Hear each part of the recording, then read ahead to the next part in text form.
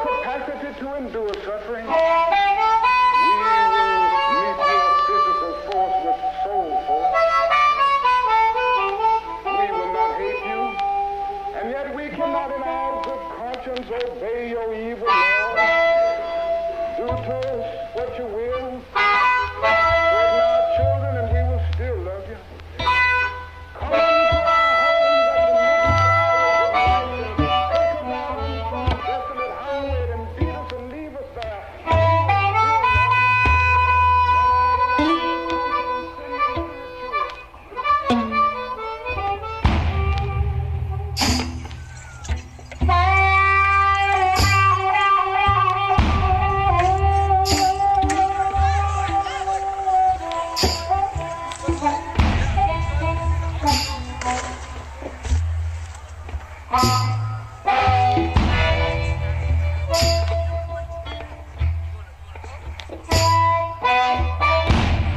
Red, white, and blues.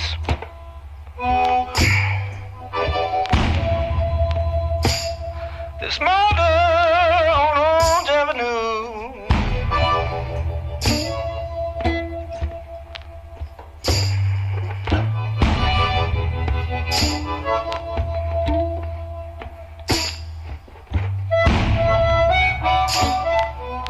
Red, white, and blue.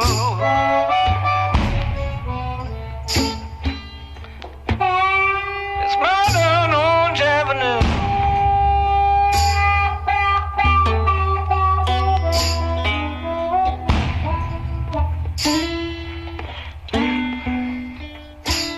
Oh, mothers and fathers, sisters, brothers, loved ones. Oh, now their lives are through.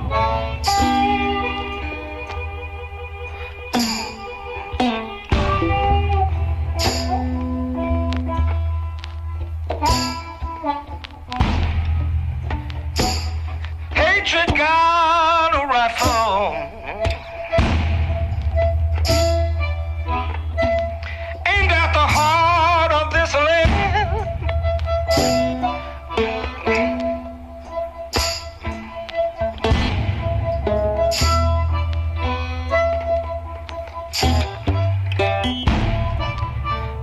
Hatred got a rifle, aimed at the heart of this land.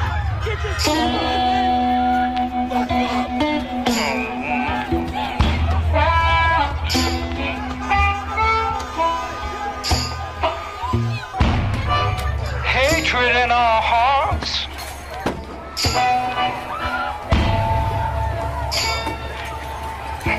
Blood stains on our hands.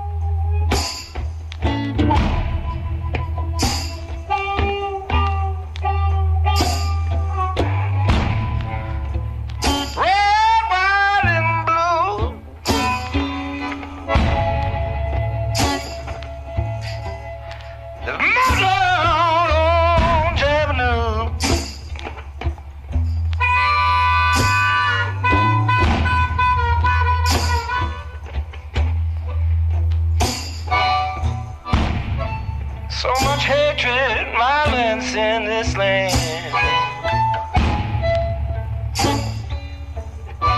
Oh, I don't know what I'm gonna do.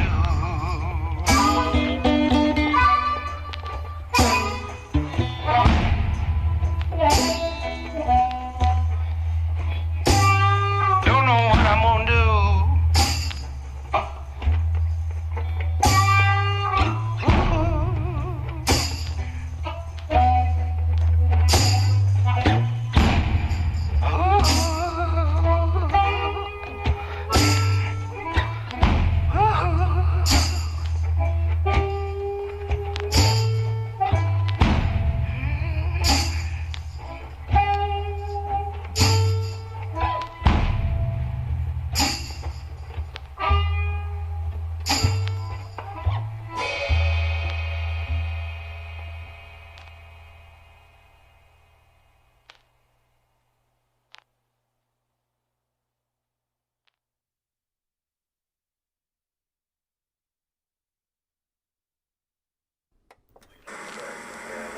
Obviously, the anger, the hostility, the bitterness,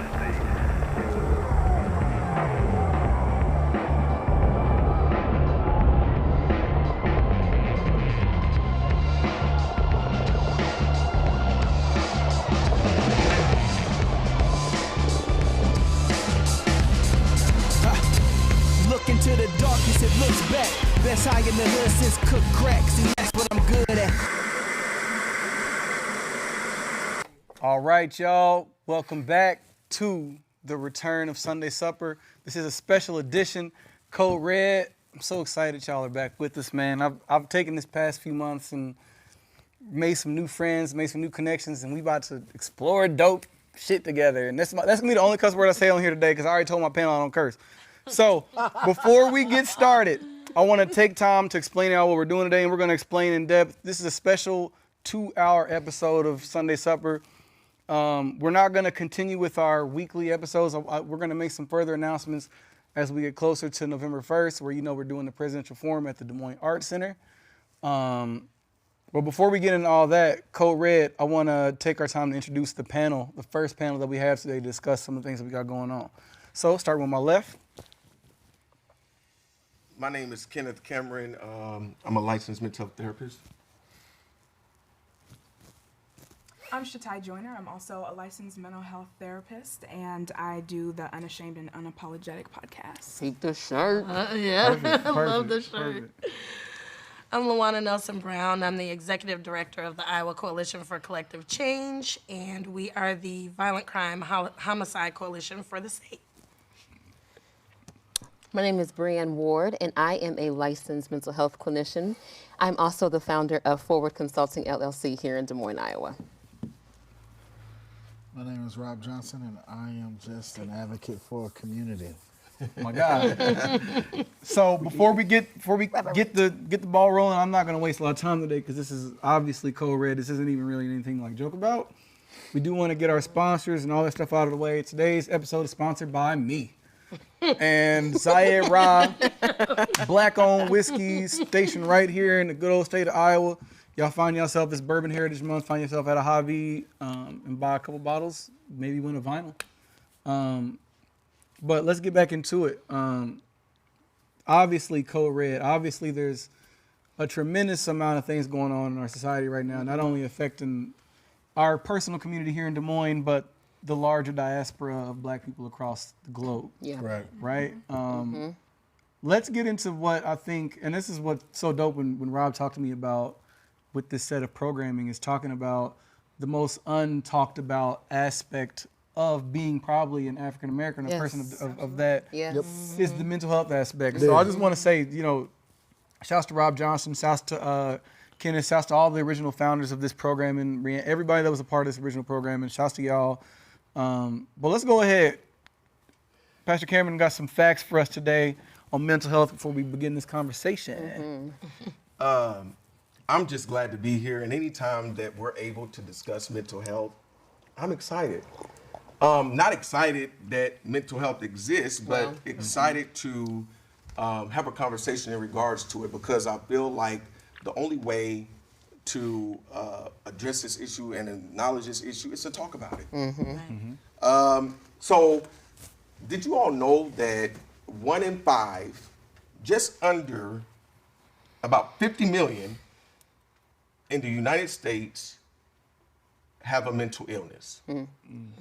Did you all know that 20% of African American people of color are more likely to have a mental illness than the rest of the population? Did you know that 25% of African Americans are likely to seek treatment opposed to their counterparts or white counterparts who seek treatment 40% of the time?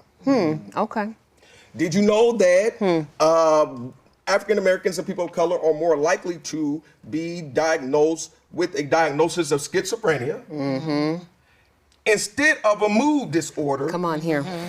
More than their white counterparts who have the same symptoms and the same characteristics. So Yes.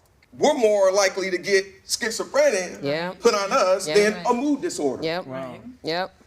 These are all issues that we're and we can go on all day with stats. The church say Come on, sir. We can go on all day with stats, but I'm just telling you, these are some that are that need to be addressed, that we need to have a conversation about. For real.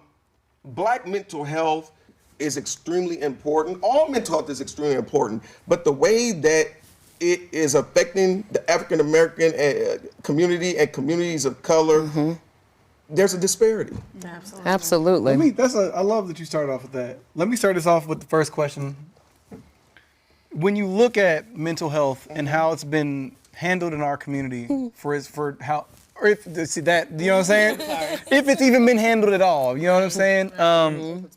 What is the immediate first step that we can take towards rectifying that? What was you about to say? So he gave that stat about 20%. Yeah. Of 300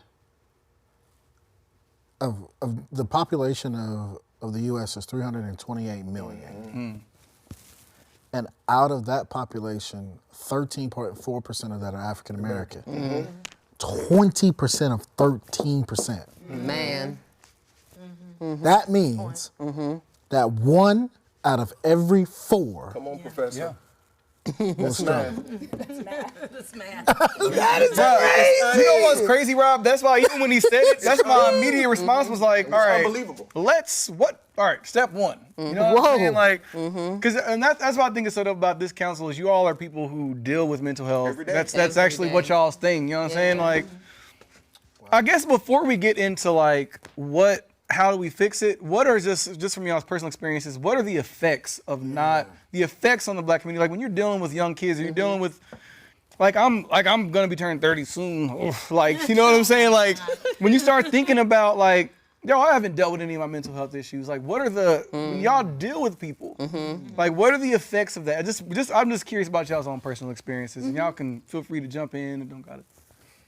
Well, it can be a domino effect, you know, like me personally, when I don't deal with my own anxiety or insecurities or past trauma, God forbid, it trickles out in little ways that might not be as apparent. Like, you know, maybe I can't get my work done at work because my mind is so boggled with everything else, or I might get stuck sometimes and I don't even realize that I have all this anxiety going on. I can't sleep. I'm not taking care of myself to the best that I can, you know. I'm not my best self because I'm not dealing with things that need to be dealt with or talked about even. And every single one of us sitting at this table need to be dealing with it. Absolutely. You know, especially over the last 2 months, 3 months, right?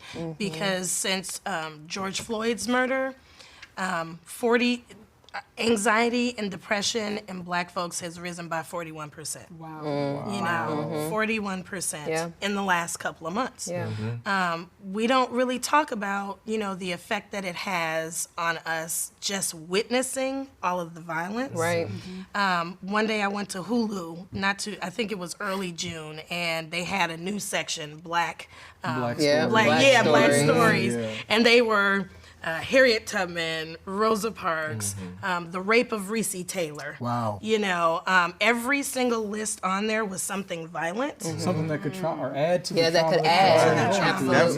That's a trigger. Absolutely. And that's what I think is that we're going through even as a community is like we got these things that have happened in the past few months. Let's just remove COVID. Just the things that have happened in the past few months on top of the compounding issues of just being raised without, you know what I mean, having the right, no, that's a powerful point. And I That's a think powerful also point. too, you know, depression, anxiety, those symptoms have been normalized in our community. You know what I mean? So we almost celebrate them at a certain point in a certain clip. And you know, the first therapist table is usually the kitchen table, or it is the hair salon, dinner table. or you know, it's in a place where we usually congregate. And then, you know, we say what we got to say, we make a joke out of it, it's minimized, it's denied, or it is, you're labeled something, you know, whether it's unwritten or it's nonverbal, but you just know, like, okay, I can't say this here. Right. So then people start to cope with it on their own. And we know in our offices, we've seen what the coping looks like. It's neither we sexing too much, or we drinking too much, or we smoking too much, or we're not doing anything. We're isolating. We have to embrace it. But that's what I'm We saying. have to embrace it. We have ignored. There's we have nothing not wrong with it. acknowledged. Right. We Nothing have wrong not. with it. We have not done any of that. We have ran from mental illness, which has made it detrimental. Right. Now, here's the fact of the matter, and let's just put this out on the record. Mental illness and addressing it is not a sign of weakness. Come on. Right. You addressing your mental illness is a sign of strength. Yeah. Absolutely. Now, the ones that don't come, that don't address it, that ignore it, those are the ones I worry about. Yes. The ones that come and acknowledge it and address the issues and work at their issue, that's a sign of strength. Come on. Right. That is not weakness. That's true. I want to push this panel a little bit because I feel like, obviously, COVID-19 has moved and Black folk aren't catching COVID at an all-time higher rate, but we're dying at an all-time higher rate, which exposes the bottom line of the healthcare disparity that comes to Black folk. And so, Specifically Black women too. But also, though, Black women are twice as likely. God is dope. Also, though, Black women are twice as likely to seek help than Black men are, right? There's so many, And you're touching on a lot. It's so many catching double-edged us. swords with It's that. catching us in the midst of relationships. So I want to push this panel a little bit because talking about the disparities, like I can't afford it, right? So now I'm in a relationship. I'm dealing with mental health in this relationship, unbeknownst to me that I'm really dealing with something. And so now all my insecurities, all my anxiety comes up in this relationship, but I really can't afford. Where do I go? Dog, you touched on it. That's powerful because of even in terms of with Black women, because of the stereotypes and the things that, and I'm guilty of it too. I don't want to put it like this, of like requiring Black women to be strong or be a strong figure.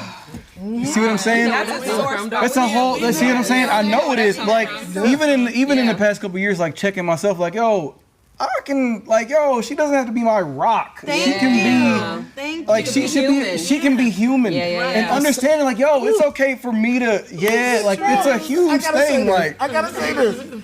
I say all the time. I need you to be the best partner that you can be for me. I'll do the same. But I can't go to a mechanic when I need a dentist. Right. Oh my. Right. That's the Right. Can we do history just real quick? Come on. Y'all know I'm a history for Drop some knowledge. Right. And for a lot of our visitors, and just really quick before you go get into ahead. this, if you have any questions while you're doing this, drop them in the comments. Please. We will take during the break, and we will answer them. We'll panel it around. You can direct it to whoever you want to. Nothing is off limits. You can offend, say whatever you want, but don't be offended if we say something back too. That part. Right? So, They can't offend us. Right. Not All right. this group. So there's this word that was thrown out by Rob, and it is accessibility. Yes. Okay, but we got to go back to history. Right. Let's take it back to 1930. Okay, so depression hitting America like crazy. That's right. We got Roosevelt, right? And so he's thinking to himself, how are we going to rebuild America? Right. Well, the best thing to do is to get some legislation, get some administration going. So he creates this thing called the New Deal. That's right. Bring The it. New Deal was designed to have people get into home ownership. Because his idea was we can only rebuild if people can own something. But he wasn't talking about us. We were You know left what? You know what actually Suburbs happened? and Yeah. all So that. what actually happened was a coalition was created, and in that coalition, what they decided is this color code system. That's right. And what ended up happening is a lot of us, our ancestors, our heritage was redlined, meaning all of those who Literally ridden out. yeah, it was a red line that said we're not going to invest in these communities. We're not going to plant trees. Right. We're not going to build hospitals. We're not even going to give Absolutely. the accurate like things in grocery stores, produce, Right. meat, all of that Right. stuff. Y'all go over there. Right. So what ended up happening is we had to fend for ourselves. Sounds like slavery, doesn't it? It sure It does. sounds like COVID 16-19. right. Well, let me see here. So when you say accessibility, Right. redlining was set up so that we would not have access. Right. Yeah. Right? Absolutely. And so if we don't have access, then we don't know that we can go to these places to get what we need because we don't have access. Right. It wasn't built in our communities. That's right. And what we have been trained to think is that those who have accessibility, they're trying to change us. They're trying to drug us. They're trying to keep us down. Experiment on Right? us and Keep us Hello. from getting the help. Right. And so if that is going on, then we do it our way. But what we are finding out is not working our way. right. Let me push And back. she said, devil- and she said 1930. Come on. How about it showing up happened in 1930? How about 2020 when Trump just signed into legislation Sure again? did. We're redlining again. Right now. Talk about the suburbs. The suburbs. He just did it again. Yes. We're back. Come on. Y'all, we're moving backwards. Yeah. We're going back. And I really hope that the viewers and the people listening hear this. We have to make a determination, even during this election, whether we want to go backwards or forward. Come on. Trump has set us back years. And re-electing him is detrimental, especially to the African American community. And I was offended yesterday. I got some pushback on you for this. I was offended yesterday when he said, You feeling off me too, don't you? I was offended yesterday when he said, I have something for the blacks and I'm going to incorporate this. It was just a mess. It was a complete mess what he's talking about doing and how he's going to try to incorporate some type of legislation paying us back. And first of all, he's not going to do it. And second of all, anything that comes from somebody who isn't passionate and really doesn't want to give it to me anyway, I don't want it. Let me give you some pushback really quickly. I know it's old to us. Because we try not to endorse anybody, but you know what I'm saying, that's your viewpoints. But peep this. I guess my one question would be. And we're not, I just said moving forward instead of backwards. Totally. I'm not going to endorse anybody today. No. But decide. I think I think a question I would have for that is on the other side, because we're critical of Trump. What on the Democratic side have the Democrats put forward as a plan for black people? Listen. That you can say, well, that's a bad idea, but yo. What the Democrats have put forward in regards to black people, the ACA alone, the Affordable Care Act, Obamacare alone was something that benefited us in ways that has never benefited us before, and they're trying to take that. But did it benefit, well, this is a pushback again, was that for everybody or was that for black people? No, it was. Because Trump, and this is my only, and I feel along the lines as you. I'm just saying this to say, I will give Trump at least 5 kudo points for at least being a president. Hold on, let me say why. For being a president that's at least willing to come forward with a plan for black people. But he hasn't. And let me even if it isn't a plan, the fact that he's willing to come up and say, "Here is my plan for black people," You know what, but that's though? pretend. So, That's pretend. I think, and this is, we're thinking the same thing. Here's my, because I know, because I always approach them because we're talking about mental health today. And then what they gave Hold us. up. Because I feel you. My pushback, and this is how I'm approaching. This is kind of what we're getting into on November 1st.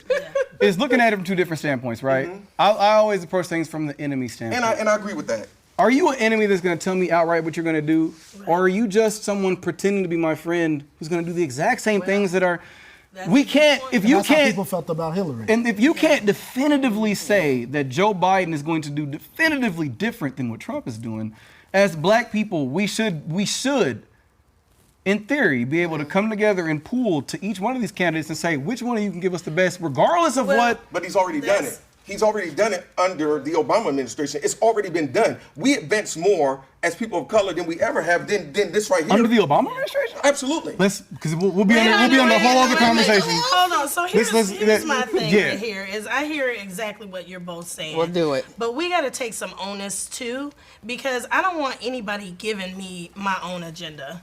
I have my own agenda. Like, we need to come together and make the black agenda and then hold them accountable. That's right. Whether it's Trump or Biden, somebody's got to be accountable. And we've seen this year, you know, that protests work. You know, we have everything we need. Yeah, it does work. Whether we want to, yeah. So I don't care. I don't want to hear Trump's agenda. I don't want to hear Biden's agenda. I want us to come up with this agenda, right? And then we bring it and hold and to the viewers, we're not talking about looting and rioting. Okay. We said peaceful protesting. That's a key. Thanks for saying that. That's a key thing. So real quick, we getting ready to take a quick break. Okay. And we'll get back to mental health, y'all. We just kind of got off track a little bit. This is a whole nother discussion that we're going to have to come back. It's like uncles. Yeah, mental health. And I was going to go into the mental health route of that. Mental health is a piece of this, right? Mental health is a piece of asking for what I deserve. Absolutely. Right? Mental health is a piece of that. Yes. And if I don't feel comfortable asking for what I deserve, then there is something about me that I'm holding back to say, I feel like I don't deserve this. So you want to take us to? Yeah, good point too. See how we got to keep it on track, y'all. We do. No, we do. You know, y'all, and we're keeping it real with y'all because time limits don't really matter. You know how we do. But like, we were having this discussion off air too. Where it's like, yo, let's save this for because the reality of this is, regardless of what you do, if you don't vote, you're a loser. Yeah, you're complete. And don't got nothing to complete. You're a loser, like in the complete sense. Like, yeah. Then have a seat completely. Yeah, please have a seat. Because I've seen the rhetoric out there with people not voting, and I'm not going to rant long. I've seen people who don't coon out like that. So we're going to take a quick break. Yeah. John, if you could play our message from Deirdre DeJear. Yeah, so we got Deirdre, who wanted to be here in person, but she felt that this was so important, so she did a drop for us today, and she also has a message about voting. So y'all get to it. Deirdre DeJear, talk to him. Hi everyone, it's Deirdre DeJear here. Thanks for tuning in to Code Red. Remember, RED stands for Restoring Everything Damaged. Not one thing, not two things, but everything damaged. Today, the panelists are talking about mental health care. I do not need to tell you about the importance of mental health care because simply by you being here today, tuning in, watching this, sharing it, you get it to some degree. But let me tell you this. If we do not show up and vote on issues like mental health care in November, if we do not show up in November to participate, issues like mental health care will be overlooked. If you want mental health care for your families, for you, if you want to see more mental health care beds, then we have to use our voices to support people who believe that mental health care is the utmost priority for all of our communities. Remember that all of our mental health care will be on the ballot this November. You can vote by mail. You can vote early. You can vote on the day of, on November 3rd, the last day to participate in this election. But I will tell you this, whether you vote by mail, whether you vote earlier, whether you're a traditionalist and you vote on the last day that we can participate, election day, your voice will be heard. And that is of the utmost importance in 2020. Let us hear your voice. Let us hear what means something to you. We all know that mental health care means so much to so many of us. Let's make sure we support it this year on the ballot. All right, and we are back at it with our esteemed panel of professionals. So what I'm gonna do is kick it off with a question because I think Deirdre touched on it right. Touch on with voting. In you all's personal opinion, what is the next steps that we can take as far as a local elected official? What would you all like to see from your next president, your next state representative, your next mayor, well, how do they address those black health issues in your guys' minds? Because mental health is on the ballot. So, ladies first, I guess I'll. Because we keep arguing and talking about Let's start with Brianne and then we'll go around. You know what? For me, I think where I'm at is we need more funding for mental health. Yep. And I think that... And be specific with that for the dumb, not dumb, but you don't know what that means. You are right. You're progressing. Okay. And I love it. We'd love to. Okay, so there is such things called managed care organizations. We call them MCOs. And they dictate how mental health services are utilized. And I believe that they have a tight rein on mental health services and how many sessions and how much they're going to pay the clinician to do the sessions and audits and case reviews and all those things. And I think what we have to realize, MCOs, is that it didn't take 6 to 12 sessions for someone to get jacked.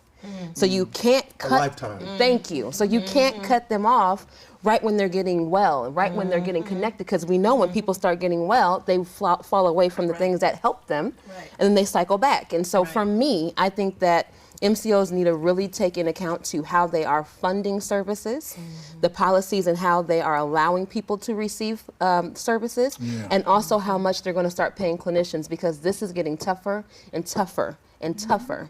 And so this little $69.27 and $40.89 per session, I'm gonna need y'all to get that together. So that funding comes from that funding comes from the state, or does it come from the federal government? What is it, Cameron? Is it both? It's both. The federal passes down to the state, and then the state disperses it. But she's right. We haven't had an increase in 10 years. Come on, somebody. 10, 15 years. Yes. So I mean, we're even looking at just for inflation purposes. Right. Cost of living. Everything. Just Period.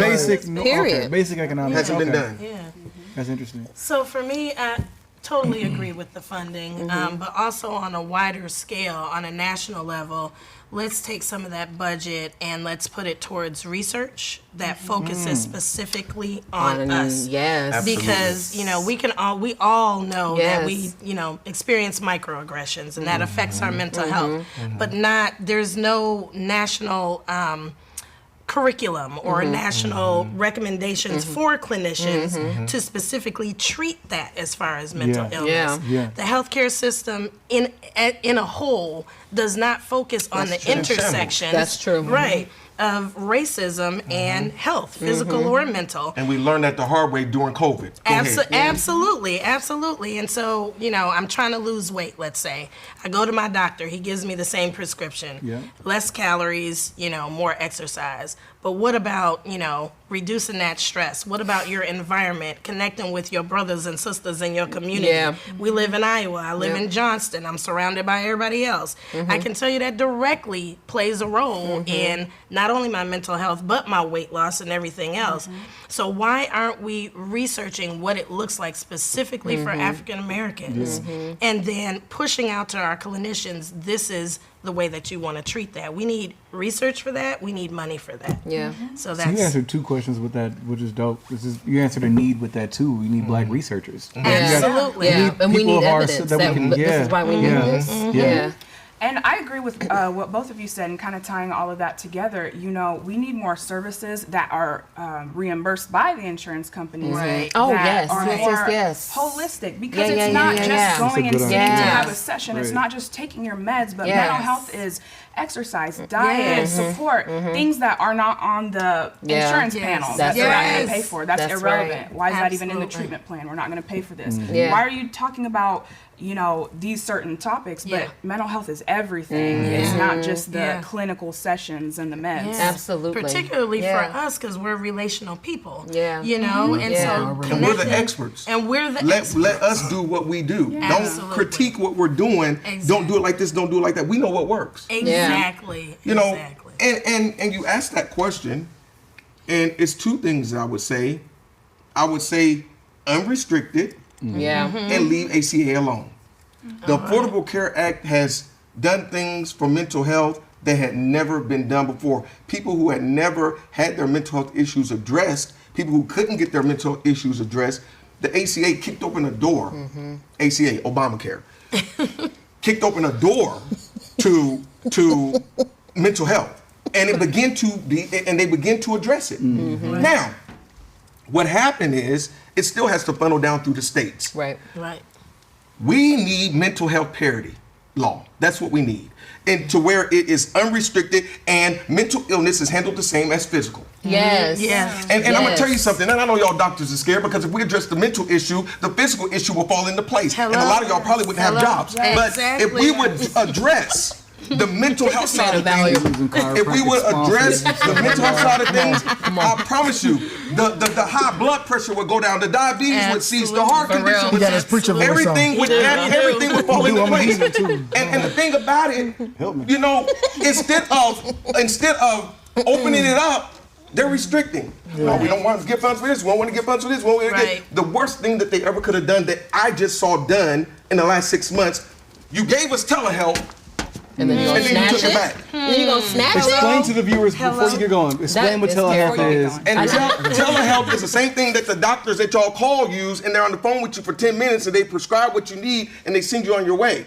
Gotcha. Well, mental health, we were able to have our sessions via telehealth and Zoom. You know, I could explain telehealth better like saying Zoom. Okay. You would see your therapist. A direct way to connect with the therapist at home. And it's FaceTime, all that. Okay. But it's HIPAA compliant. Everything aligns up, and all that good stuff. And that's no longer available. Well, they had it out there, and during COVID, and now they said, okay, we can take it back now. Y'all can go into the office. COVID is still here, and the numbers are actually spiking. Yeah. Why are we taking it away? Yeah. We need to extend it to mid-2021. Yeah, for real. And leave it alone. No matter where you are, you can click on and you can talk to your therapist. Or why can't we make it just the baseline, this is a best practice? Because that's increasing access. Well, and you're absolutely right. In rural areas, that is beneficial to them. And here's the deal. There's a reason Iowa is like 48 or 49 in mental health. Right. Because we're not addressing the issues. Every other state has mental health parity. Minnesota or other, they have it. We don't have it. And here's the thing. If we would address this and do it the right way, mental illness would cease. Why? Here's the deal. I, up until about 9 months ago, was the only African American licensed mental health therapist in the whole state of Iowa. Male. There are LISWs, there are LMFTs, but as of a African American male licensed mental health therapist, I was the only one up until 9 months, and now my guy, thank God for him, he's come aboard. That's an issue, y'all. That's why telehealth is so important. If somebody in Waterloo, Davenport, one of the other cities that has a higher population of African Americans, if they had telehealth, they can log into us. Exactly. Let me jump in real quick. And because I know we getting close to time where we want you all to give your final thoughts before we bring in the next panel. But I want to touch on this because I'm in love with Shatai's podcast, right? Listening to like some of the practical stuff that she goes through. She does a really great job at interviewing and stuff like that. And so I just want each of you, if possible, if you would just touch on, and I'm gonna throw it to her first so she can talk about it, and then we'll go around. Just kind of what you're doing to address all of this stuff. And I know what each of y'all are doing because I'm plugged in, right? But just for the viewers, you know, the thousands of people that will watch this tomorrow and the days to come, so they can figure out like sources and other stuff that they can be doing. So Shatai, I want to throw it to you first. Yeah, thanks, Rob. So one of the things that I do is a podcast. It's called Unashamed and Unapologetic. It's on all streaming platforms. But I just sit down and have regular conversations with people about their life experiences. Just really, one of my big things is decreasing stigma, taking away shame. We don't talk about things because we're so ashamed. Things that we've all been through, things that we're afraid to talk about. Why aren't we having these conversations? Just like how we're sitting here at the Sunday supper or just in the hair shop or at the nail shop.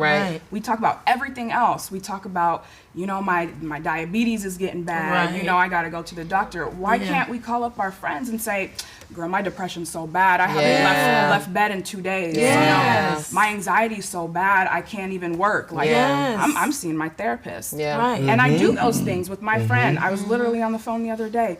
Girl, I'm excited. It's my first session with my new therapist. I'll let you know how it goes. All right. Yeah. And we should be able to talk about that. Absolutely. Yeah. We should be able to talk about the things we go through. That's right. And so I bring people on and Come we on, just girl. have some cocktails and just sit around and they share their stories. That's awesome. So, You're you gonna know, have to people buy some of can. that. Yeah. Without, Yes. and I'm so glad she does that because you've got to do it. And y'all take this out of your vocabulary. Crazy. You've got to be able to do it without being called crazy. Yeah. I mean, that's a deterrent. So, again, going to therapy is a sign of strength. Yes. You're not crazy. You're not. You're not losing your mind. There's nothing You're wrong not. with There's you. there's nothing Yeah. wrong with you. Yeah. It's okay. Yeah. It's okay. Yeah. So I'm really glad that she does what she does because I think more people need to be able to open up and it to be embraced instead of saying, "Girl, you don't need that," or "Dude, why are you doing that? Yeah. Don't go to the." Yeah. No. Right. Go. I'm proud of you. Good job. Keep doing it.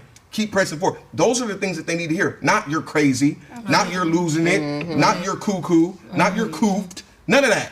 Right. Stop calling each other crazy.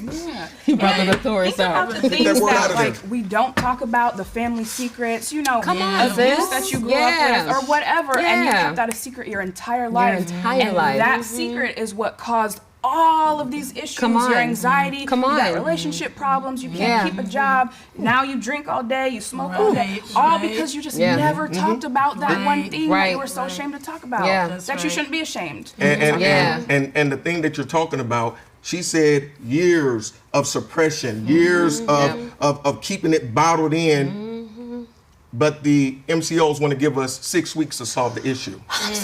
You know, it's an interesting thing too, where even the issues that you all are talking about that people go through, those Yeah. are things that in the right circle you would brag about. Like, yo, That's I don't. true. Yes. I ain't handle my emotions, and that was me. Like, yo, Yes. I don't got no emotions. Yeah. I'm about Yeah. to, let's get this Yeah. money. Yeah. You don't even realize that you out We here. was just talking We were just talking about that on Friday, where I was like slowing down and be like, yo, you can have all the money. Exactly though, but like, toxic yeah. femininity. Yes, We do it too. absolutely. We have to be We strong. have to be Yeah. strong. It's That's what that we weird are. thing That's what where we are. you'll see toxic behaviors almost enforcing each other. Yeah. Where it's like, you know, toxic women will make me feel like my toxic masculinity is like, yo, I got shooters. I must be a good man. Yeah. You know what I'm saying? Like, Yeah. and just understanding like those type of. Rob, I'm open. It's nice. But like, yeah, like that, like, yeah, no. So do you guys remember when we first started and I told you all that we are more likely to be diagnosed with certain things than others? I wanted More to touch you severe about that because mental there are health. effects of that long lasting, even economically. Absolutely. Like, Yeah. And then sometimes that's why people won't even come in because they're afraid that they're going to get, and really that may not even be what they have. That's why you need to be able to go to people that know you Yeah. and that know your culture. Know your culture. Right. We going to, Exactly. and y'all, there is nothing wrong with an African American seeing a Caucasian person, but make sure that they're woke. Yeah. Right. They need to Absolutely. understand your Make- culture. Yes, they need to Yeah. understand us and make sure that they're woke. Yeah. And here- Yeah. because Yeah. what happens Yeah. is when they Yeah. don't I'm not understand, loud. I'm just animated. Yeah. right. When they don't And I'm not understand us, threatening. I'm just right. me. Yeah, Right. I'm passionate I'm not about what I'm angry, I talking just about. talk loud. There you go. yeah, We yeah. And they will call that, oh, he's aggressive. Oh, Yeah. she's aggressive. No, that's our culture. We talk loud. We're loud people. Right. Yeah. Okay, so And police need mental health. that's a whole nother. That's a whole Can we nother have a whole session. episode Yeah, about That's what I'm that? saying. We gotta have a 5-hour That's a whole episode nother- that's next a whole week nother about session. police. But they would understand. They would several understand bottles. us more, and we wouldn't get those schizophrenia Yeah. diagnoses and things like that. That's right. And Lord knows it should have been a mood disorder. Yeah. But you give the Caucasian counterpart a mood disorder, but Anxiety give us disorder. schizophrenia. But I'm hallucinating. And they do it to our babies too. That's Yes. the levels of this, like Yes. even, It's called even when you start Yes. putting in the medication and all these different At things At that young ages. at Yeah. wild young ages, before you're even Yeah. cognitively developed to even. I'm thinking about Yeah, our young yeah. babies who are pipelined to prison, who's pipelined to detention because they can't. There's a study out there. They did it with some teachers. The teachers were at a conference. It wasn't authorized, but they had buzzers.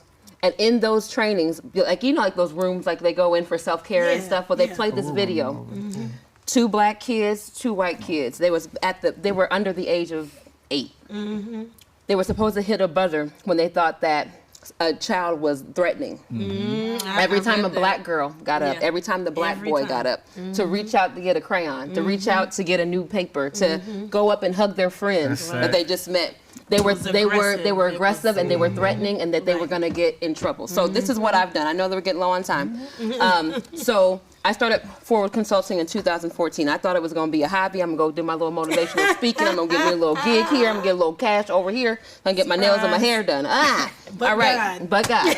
So fast forward to May 2019, I decided to go into private practice. That was the best thing I ever did for my life. Told you. So within a year, I had touched 100 people. Wow. Wow. And so I was leasing at the time, and I'm like, I gotta get something, I gotta do something. So I bought my building last week. Oh, wow.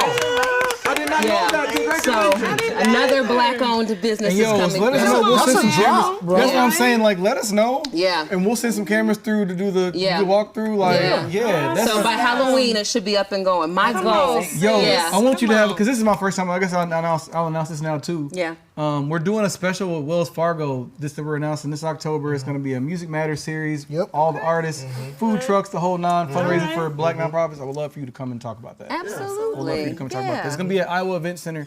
We'll get some more news for y'all. But It will be COVID safe. Yes, for we those- will. I'm not. No, I'm joking. but no, I think yeah. What was you about to say, Rob? I was about to. I just really want you to finish. No, I just decided that we needed our own space to be us. That's right. And we also need to dispel the myth that we can't work together. That is so disheartening to me. So disheartening to me. So after we're up and running, hopefully in November we can have a black therapist meetup. I just want to I want to play spades. I want to play big. You like that text I was sending you like, Where can people find your Like, here's information? what I- if they Yeah, wanted to- So during the black meetup, are you going to bring some of that? Absolutely. Okay. Well, No, absolutely. all right. No, Miss Brian, I'm bringing liquor whether I'm invited or not. So it don't matter. Look, but on a serious note, but like on a serious note, but even the conversation that y'all are seeing right now, like this is the energy that this is really all about. Yeah. It's like the intellectual black people that care about their community coming together, pooling our resources and doing something that can really push the envelope. And so like, I know we're gonna go on and say some other cool things, but I just want to personally thank y'all all for coming on. We didn't have enough time, y'all. But We didn't have enough time, but like, and we're not done. We got a whole other hour of broadcast. Literally. We So got check this but out. yeah. It's over? Code Red.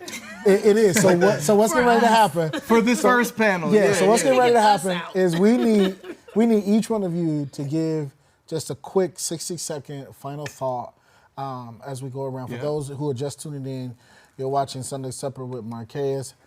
He let me hijack with him this time. Yeah, and y'all for know a how special. stingy I be, man. So I'll let him come He through, let me man. hijack for a special with him because literally, I know we've joked, we've laughed, but we're really in a Code Red situation.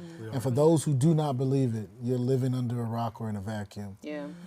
When the derecho came through Iowa, what was happening to people mentally started to happen to them physically. Yeah. Where their living rooms was caving in just like it was for them happening mentally.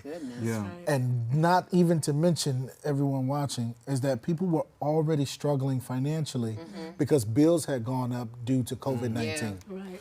So I'm Good going to be point. quiet now, and we're going to ask the panel to go through and do their 60-second final thought, and then we're going to rotate them out and bring in another panel to dive some more into another conversation. And I say we're going to start the 60 seconds with Kenneth this time. We ain't going to let him. 60 seconds, bro. 60 seconds, bro. All right. You know what I'm saying? Don't let the spirit move you, man. Let it keep you still, bro. Okay, but it's just hard. We were talking about something that you're passionate about. No, I want this to be the most fired up 60 seconds in the world. Though. Okay, all right. Flames. You feel Well, me? I want to say that we have been through a lot. Yeah. COVID-19, racial unrest, just a deaths, and the list just goes on. Loss of jobs and things. It's normal to be a little derailed right now. I think we all are. But the key is not to let it overtake you. Right. Come on. And if you feel that it's overtaking you, please, whatever you do, seek out and get the help that you need. Yeah. Nothing wrong with it. Again, that's a sign of strength. Yeah. You don't have to go through it alone. Go through it with somebody that can help you through this. Don't suppress it. Talk about it. Yeah. We're all going through something right now, and we understand. Seek out with the professional. Yeah. Go talk to a professional, and make sure that your mental health needs are met. Y'all, go vote. Mental health is on the ballot. Healthcare is on the ballot. Education is on the ballot. Affirmative action is on the ballot. Everything that you could ever imagine and think of, your life is on the ballot. Your life depends on it. Right. So please, everyone, go vote. You can find more info from Kenneth by going to Aspiring Counseling. That is where you can find more info on Aspire him. Counseling Center. You find me on Facebook. Find me everywhere. Aspire Counseling Center. Yeah, make sure y'all dropping y'all links. Okay. Shatai? Yeah, Shatai. My final words are just, whatever you're going through, you're not the only one. There's hundreds of thousands of other people who have been through the same and are going through the same thing. Suffering silently isn't the answer. You don't have to. Whatever it is, seek help. And whether that's therapy, whether that's just, going out on a limb and just talking to your friends and family about what you're going through first, but don't keep that to yourself. That's right. We all have our demons, we all have our skeletons, and they shouldn't be in the closet. We should be able to speak freely. That's right. Free, you like Let that? them You out. like that? Let them out. I like it. I like it. But really though, everything that we're going through, whether it's COVID, whether it's that isolation, we're having to social distance for our health, but that takes a toll mentally. Yeah. So make sure you're reaching out to your supports. Make sure you're doing what you need to do for you. That looks different for everybody. If you need to go for a bike ride, rollerblade, call up your friends, do a Zoom happy hour with your friends, whatever it is, just make sure you're taking care of yourself and talking about it, because you have to. You can find more from Shatai from the Mental Unhealth Podcast. Everybody's Unashamed and contact unapologetic. Unapologetic. You can find her. Hey, right Rob there. making me mad, y'all. All right. Rob, hey, you take that back to the Urban Impact. We're connected now. I'm going to take that back to the Urban Impact. We don't be prepared over here like that. Rob. All right, stop. Not know mine. All right, stop. All right, then we don't know nobody else. Yes, I do. All right. Yeah, you do. Rob, you better stop. Oh my God. Come prepared. It's a come prepared. Come prepared. See, now they done threw me all off, and I don't know what to say for about 60 seconds. I will just say, though, that echoing on what both of you just said, for everybody out there watching, you're affected. We're all affected. If you didn't think that you had something stressing you out, you do. Yep. Even if it's just living black every day. Right. So living black every day means that you need to check on your mental health the same way you check on your physical health. There you go. And if you don't check on your physical health, you really need to be checking on your mental health, because there's an issue there. So I think every single person watching, if you are black and you're alive and you're taking breath, then you need to get somebody to talk to. You need to figure out something to do. And there are things happening back here, you guys, that y'all can't see. Hey, man, we're going to listen, man, because you talked about Justin, man. Hey, Justin Lewis, it's him. It's Justin. All right, Justin Lewis, still can't see him, but I'm going to call him out for it. I told y'all, we ain't, Sunday season 2. You need a Justin in the background to make you laugh, Justin if nothing else. Hey, man. Yeah. And the coalition that I work for, the Coalition for Collective Change, we are able to connect people with therapy. This started out of the protests, when protesters were starting to have nightmares and starting to have trauma symptoms, and we were connecting with them, and they, it was like, hey, we got to get therapy. So everybody at the table, give me your information so I can dump into our database. If you're looking for therapy, come to www.iowachange.org, and we will connect you with the people you see here and other therapists as well. Not even something that's part of what we normally do, but started out of necessity. Yeah. Right? Yeah. So let's get it done. Every single person, if you're black and you're breathing, you need to be working on your mental health. Amen. She already gave it because I had that written down. And I told you that to give you more information. Hey, Brianne? moveforward2day.com. I echo what my colleagues have said. I just want you all to be aware that it doesn't matter who you are, what you've done, where you've been, you still deserve the same amount, if not better services than everybody else. Exactly. You shouldn't have to nickel and dime and scrape to figure out how you're going to get services, how you're going to create food and, all of those things for your family. So I'm just saying to you, move forward, number 2 day, and check me out. Before Marquez takes us to break, there can truly be no peace if there is no justice. Shout out to all of the people who's been fighting. Yes, for thank you so our much. girl, Breonna Taylor down in Louisville. Thank you. Yeah. All right, y'all. We're going to take a quick break. I do want to remind y'all today's episode is brought by me, Zaira Whiskey. Make sure you find yourself at a Hy-Vee or Fairway. Grab a bottle. We'll be right back. Sunday Supper. All right, here we go. Hold on, wait a minute.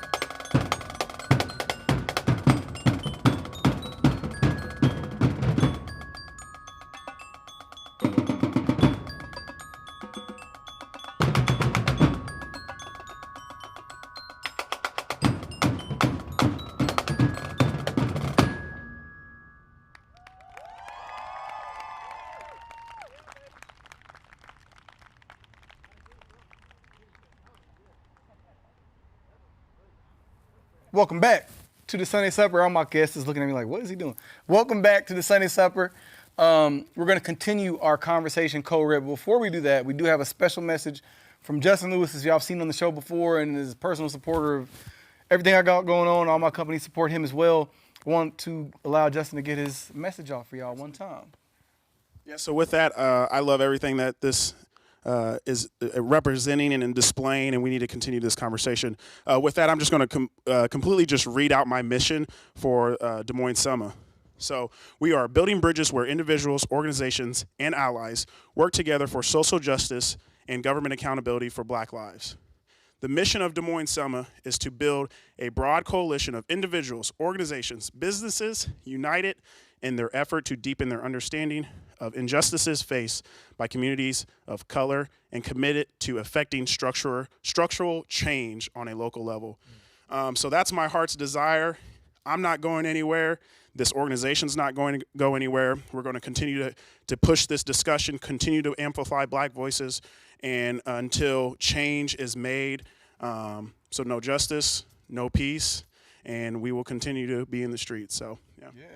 Yeah, we want to let y'all know we, as the Sunday Supper and all my networks and everything, are official media sponsor and sponsor of all their events. And if you're a Black, and I want to throw this out there too, if you're along the same lines of energy, the Des Moines Selma, and you're an entity here in Des Moines, please reach out to me so we can support and start putting these things together on one platform so we can start understanding and knowing where to go to get this information.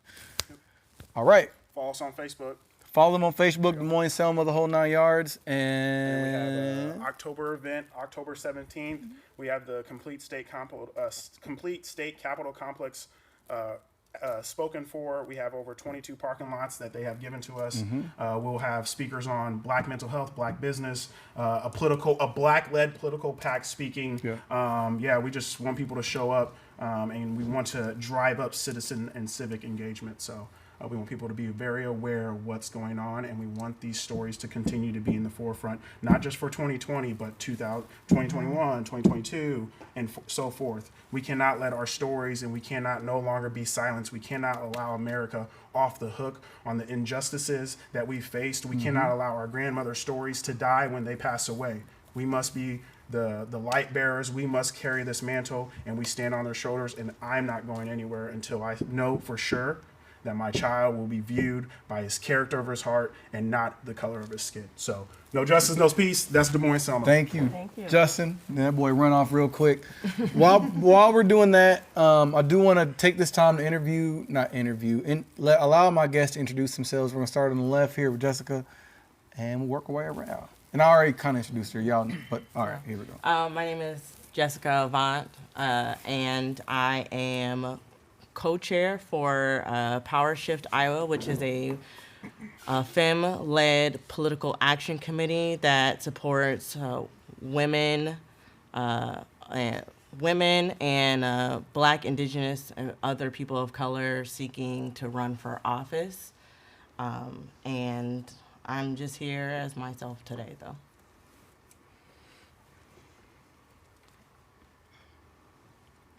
Hello, I'm Courageous Fire.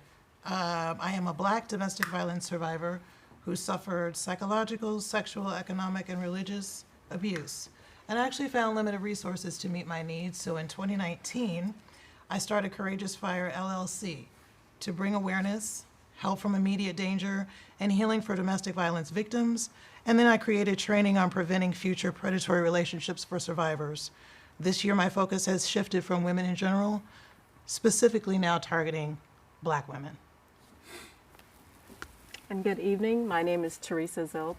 I am the founder and curator of an event called Stories to Tell My Daughter, which highlights and uplifts the voices of Black women and women of color in our community.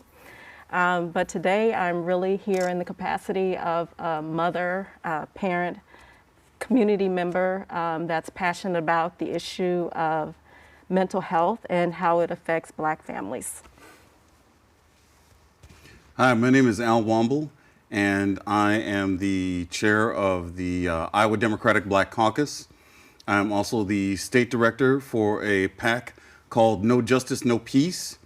And mental health is very important to me because I've seen how it has affected people at their workplace, how it has affected individuals with their families, and how it has at times not allowed individuals to reach their full potential.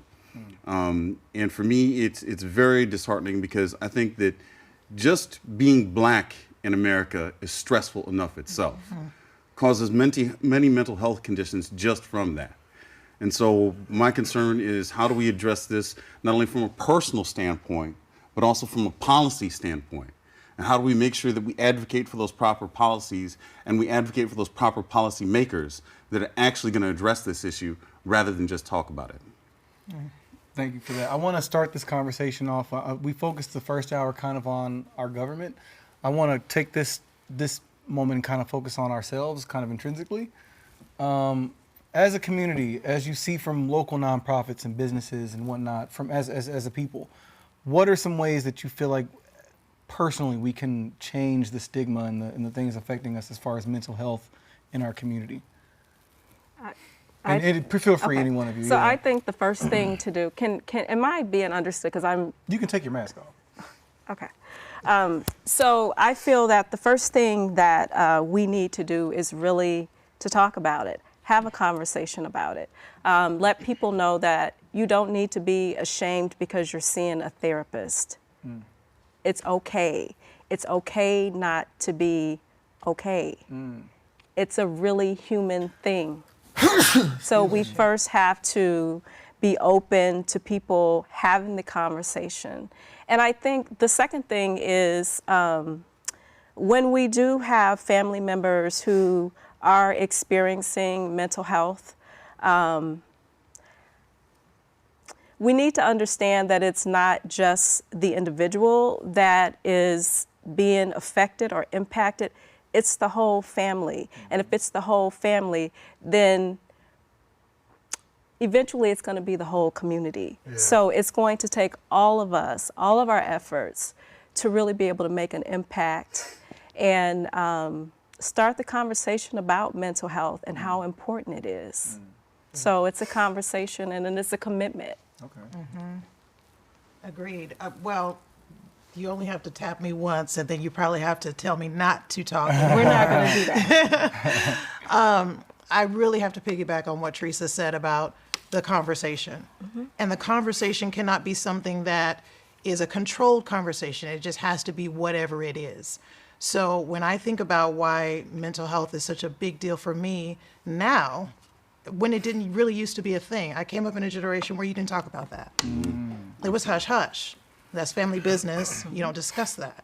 So-and-so just a little different, or so-and-so, we do this for them, but we don't say anything about it outside of the household. And we try to keep so-and-so out of the public eye.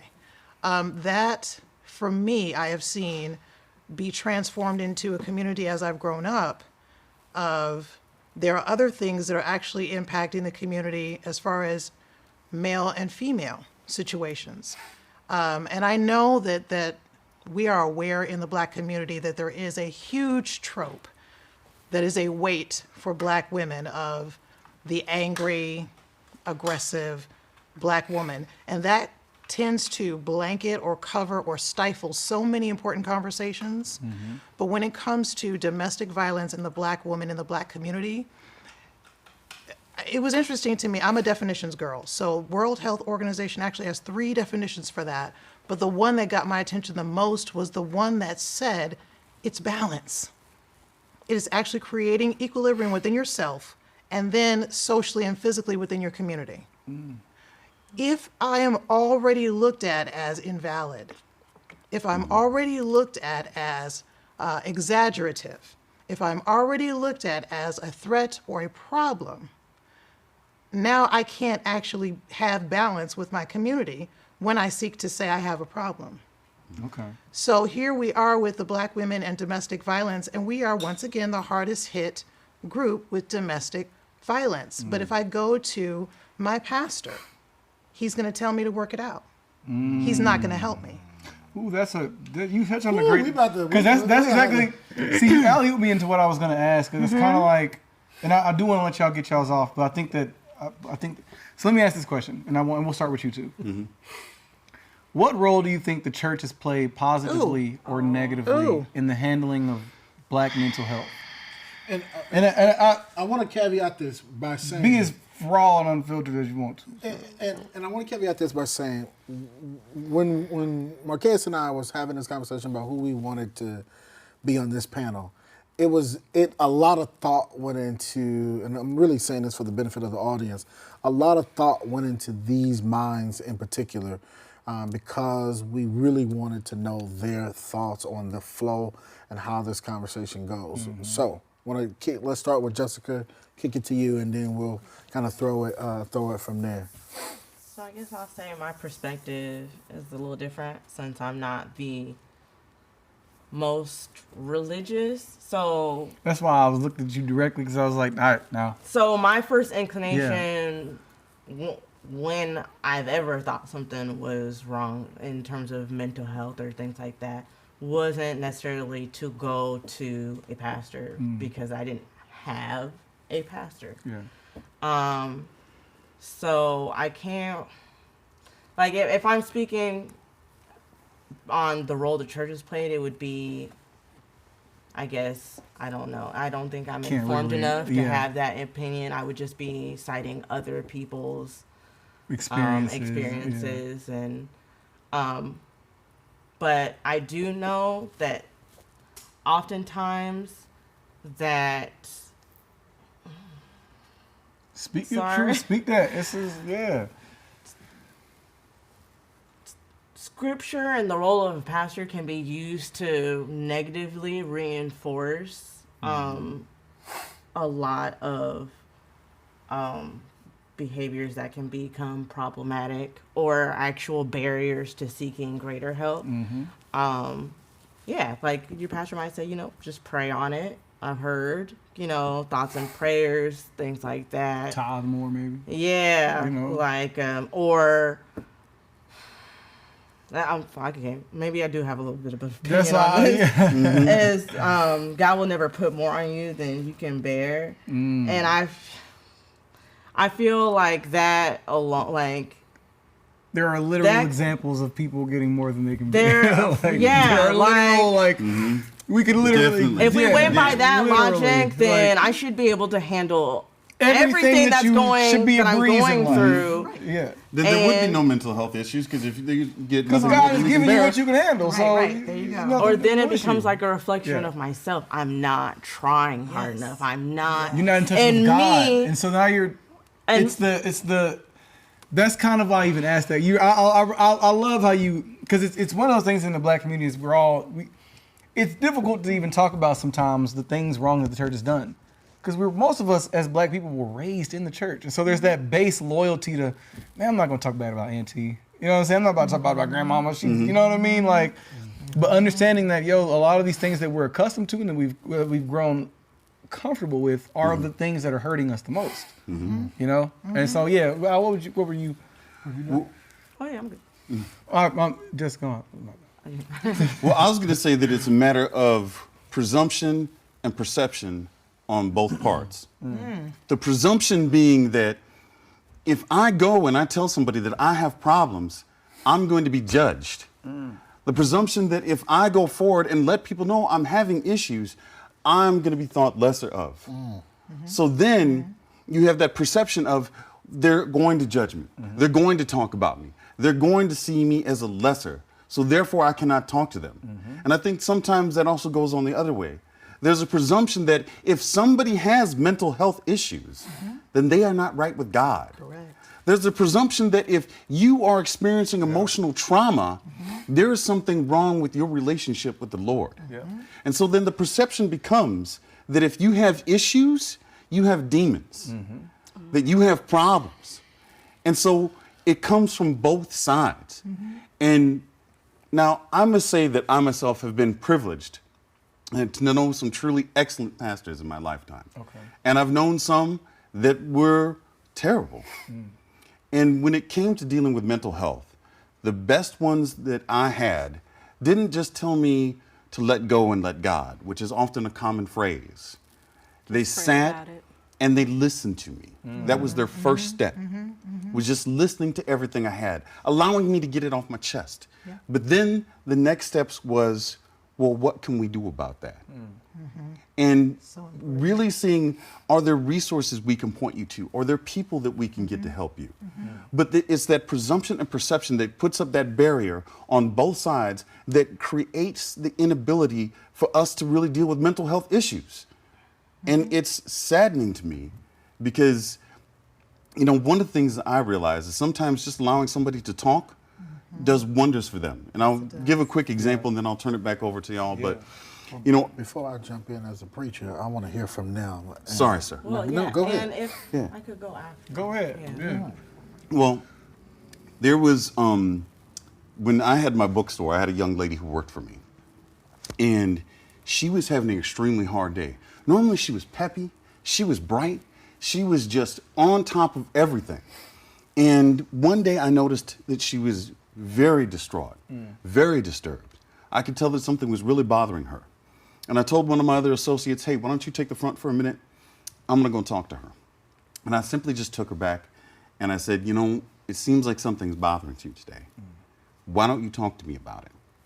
And we stood out at the back of my store and I just let her unload on me with everything that she had. And we talked and we cried. I did not try to solve her issues. I did not try to give her answers. I just sat and listened. Because mental health is a journey, not a destination. Right. And that's the thing that it's something that you work on continually. No, not to cut you off. That's a powerful point. And so when it was all done, I then asked her, I said, you have to tell me what's going to work best for you today. Do you want to stay here and try to work? Or do you feel like you need to go home?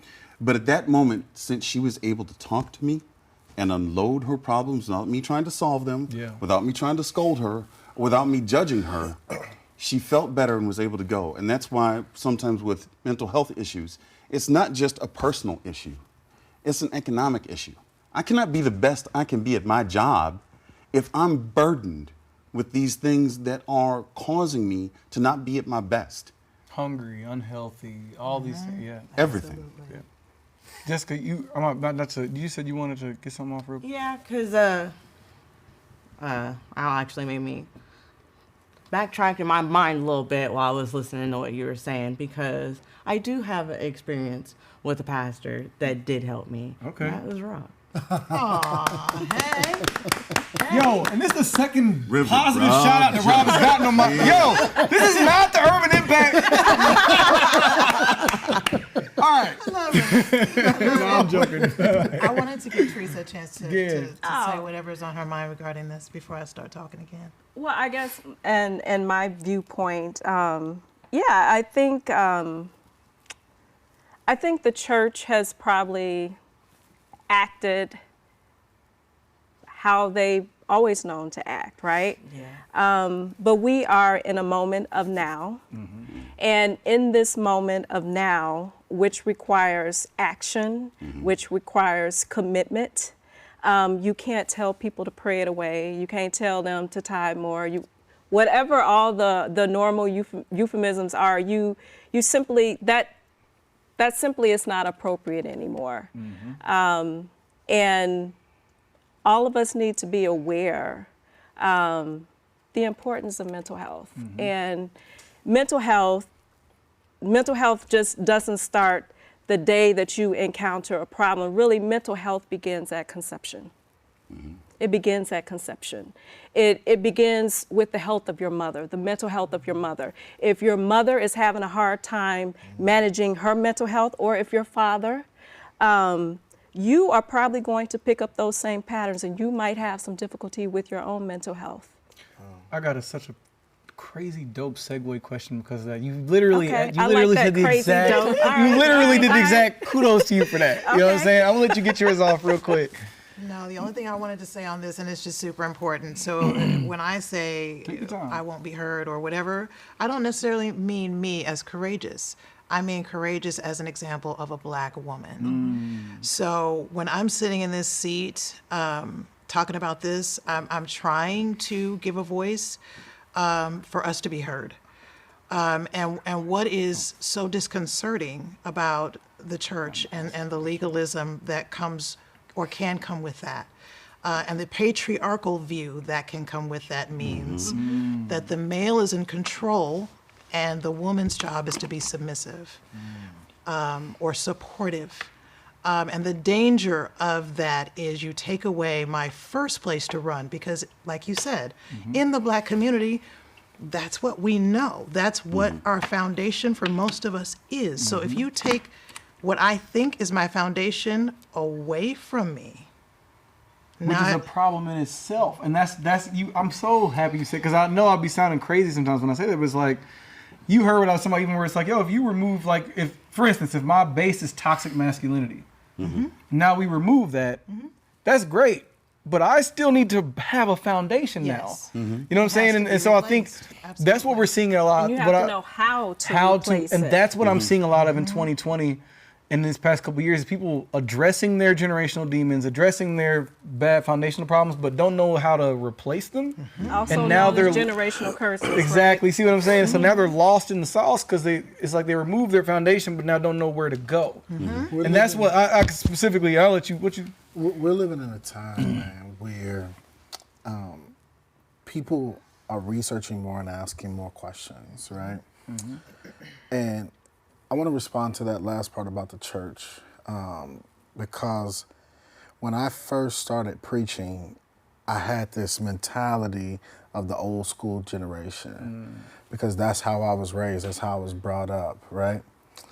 And as I began to grow myself and come more into who Rob was, it allowed me the opportunity to be bold and say, hey, look, I'm getting ready to do this thing differently.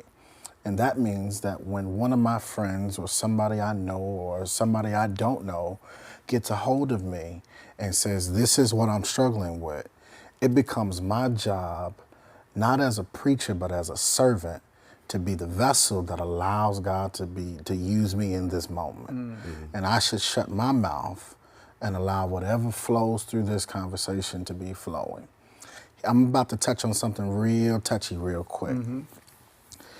You've had preachers who have used this moment to abuse, to be wolves in sheep's clothing. Come on. And you have allowed preachers to touch, to demonize, and to push people away from certain things when moments like this occur.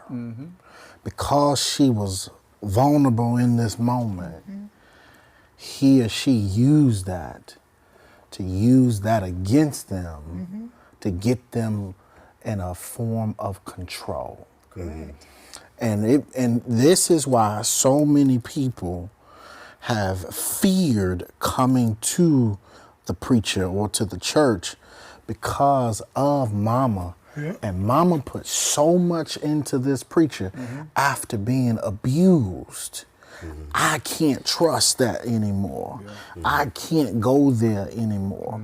And so I have made it, literally, we just talked about it this morning at church, where you can have Jesus and a therapist, where you can talk about what needs to happen, and you don't have to waver in your belief when you go to therapy or when you struggle with your mental health, because it's a moment where you can really say, hey, look, I'm struggling, I need help, and here's where I believe will work for me to go and get this help. I have a question that I want to direct towards you. So that is kind of an approach that you've taken.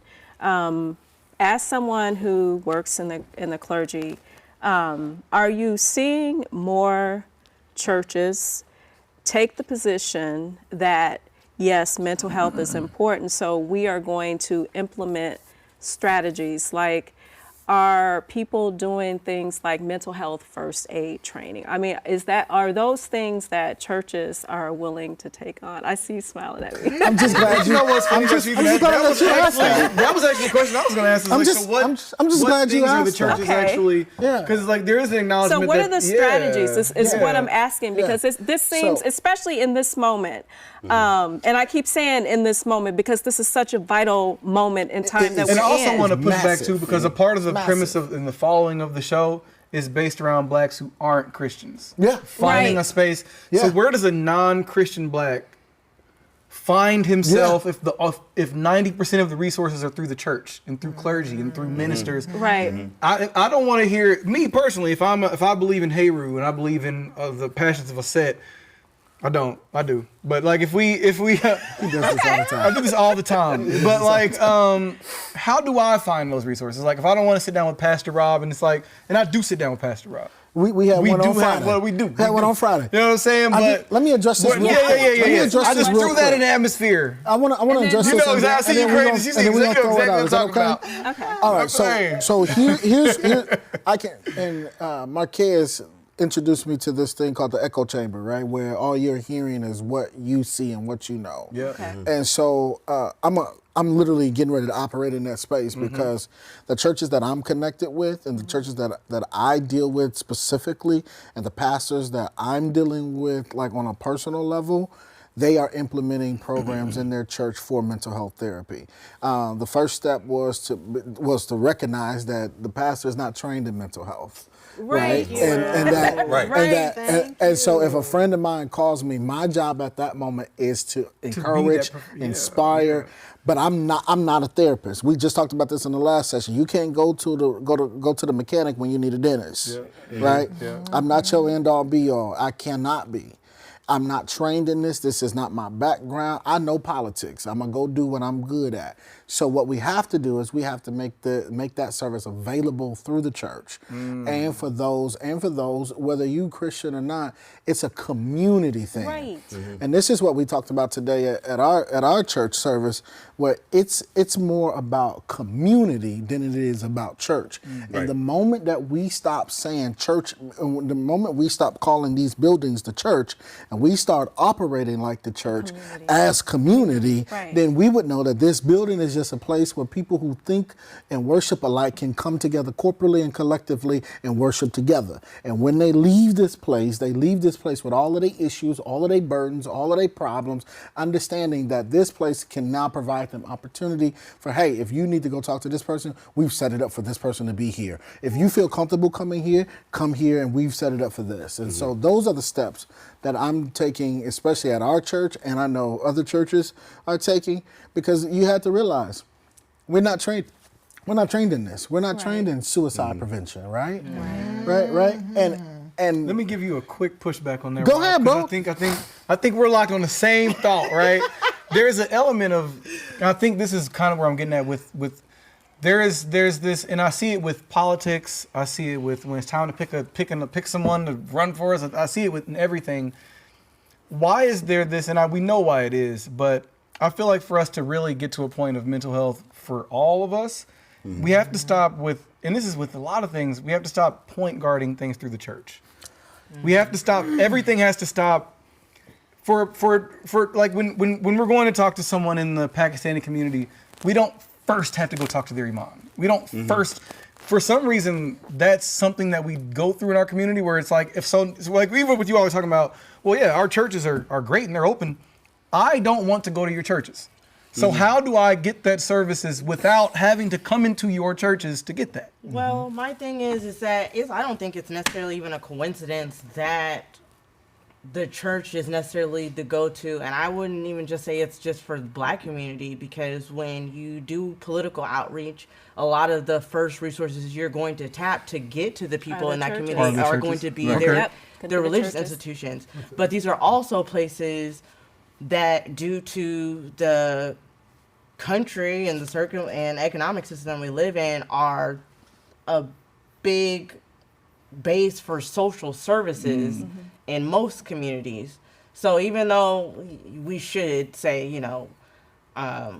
people shouldn't be going to the church for social services, it's not, you don't think it's practical enough to until there's really, I think there's not the infrastructure in between. We that know about mental health care and making awareness and things like that should make the effort to inform churches of how they can better serve that issue in the communities. Because again, Because who they gonna call? Like the very first person you think of in your neighborhood, right? right. I think that's the, instead of and let me necessary- push back on that because I think we're talking as if we're still in 1970s. Like it is 2020. Like I think it would be easier to find. Like if we pulled 10 black people in, I would bank that most of them wouldn't be. If we pulled 10 of them in, that the majority of them wouldn't be Christian. I would say half. You know what I'm saying? At Like this point. and Even in I this think that 2020 that's movement. I totally agree with what you're saying. I But think being that's my. Christian and possibly using a church as a resource can be two different things. That's a good point. That's a great point. Possibly, but possibly. possibly not. Possibly, I think, and that's the thing is we're looking at. We're Because Yeah. we're looking at the church through the eyes and lens of a Christian. Right. Well, I wanted to go back to something that Teresa said. Yeah. And that's the fact that, mental health problems start at birth. And what is one thing that all of us pretty much usually do up until the age of 18? We are in school. So just imagine if our schools, instead of having more SROs, had more mental health professionals. Just imagine if instead of more gym teachers, we had more mental health professionals in our schools. Not that that would be the end-all be-all of that particular involvement, but hopefully they were going to be able to identify things, be able to bring out things, and then be able to point that individual towards resources in that community because they would have better ideas of where individuals might be able to go. I just want to clarify one thing. No, yeah, for sure. I didn't necessarily say that mental health problems begin at birth, Mm-hmm. but mental health, our own mental health, not necessarily problems, but your mental health begins at conception. True. Your mental health is the environment. It's all those things, and I'm not necessarily saying problems. I just want to clarify. No, for sure. But That's one thing. Same way we talk I will about. apologize. I got a lot of head injuries. And I sometimes stop don't listen talking well. about mental health as it's only worth considering if there's an issue. If you're having a mental break, but it's It's the not, constant. or Yeah, oftentimes, and even for myself included, it wasn't until it became a physical problem that I decided something really needed to be done. And oftentimes that mental, well, I'm sure we'll get to this about how mental health shouldn't even really be considered so separate from physical health care. Right. But because of that, there's so many people that just wait until something physically goes wrong and says, okay, well, it wasn't serious when it was just in my mind. But now my back hurting and my brain, I so got a now- headache every day. But so a I lot of gotta- that comes from how okay. we, it's only just your brain, your mind, the thing that drives the entire rest of you. Yeah. But yet and still. What was you said in the break room that was the Yes. most important thing? That we have essentially separated our head from our bodies in terms of taking care of ourselves. Well, it's crazy, even in how insurance companies even handle it. Like, if you even that's a great So point. I had That's a great really, point. really dope conversation with Courageous, and I want to hear her thoughts on this because I was so intrigued on how she was thinking about this stuff. So I want to hear her thoughts on it. Do you? Yeah, oh, absolutely. You see, I've been reading your energy. I've been reading your energy. I'm like, yo. That's why. I've been reading the energy like, yo, help me out. Come on, I'm like, yo. put the camera directly on. I'm like, yo, where the reinforcements? So availability. Yeah. When you talk about having a gatekeeper, then that means that gatekeeper owns the access. That is why I do have a problem with the church being the gatekeeper of what the community has access to. Power is corrupting. It just is. Period. Bottom line. So if you give the church power for everything in the home, the marriage, the children, the money, Thank you. Yeah. now all of a sudden, then they're it and what they say we must do. And not just because we want to keep their favor, but because now they affect my availability to social services. So I got into an argument with that one pastor, and so now he's not going to help my daughter.